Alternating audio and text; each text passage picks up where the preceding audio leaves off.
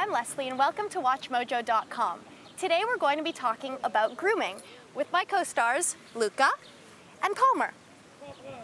Now, grooming is something that's very important for all breeds of dogs. No matter what kind of dog you have, no matter what size, grooming is something you really have to take into account.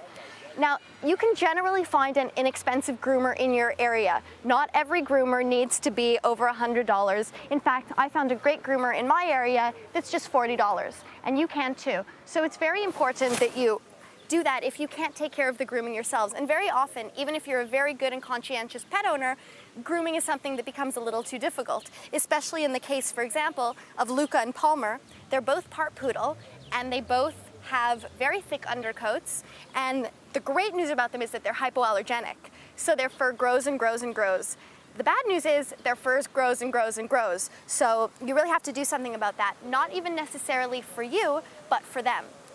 You'll notice under Luca's arms, she has a lot of hair, and if you don't cut the hair here, she'll get little dreadlocks under her armpits. I don't know about you, but I wouldn't like to be walking around with little dreadlocks under my armpits. Now, here are some things that you can do at home and that you should always be doing even if you do take your dog to a groomer. You always want to be brushing their teeth. I know you're saying to yourself, I don't want to stick my hand in my dog's mouth, but that's why it's important when they're puppies to teach them about soft biting. You'll notice, Luca, I can put my entire hand and fist. Luca, eat me. She won't. She just won't. So when dogs are taught as puppies that human skin is something fragile, they will not bite you, you know? She might get a little aggressive and try and bite the toothbrush, but she's not going to hurt you. And it's not something you need to do often, but it's something that is important to do on a fairly regular basis. And another thing that's great that'll help with tooth maintenance is you can feed your dog. I feed my dog their regular food is a high-end Purina brand I get from the veterinarian, but I mix it in with a third of another brand that I got from my veterinarian that's good for teeth care. There are also some good brands of teeth cleaning, little bones and stuff, but like I said, even if you do that, it's still really good to brush your dog's teeth. Now, what else?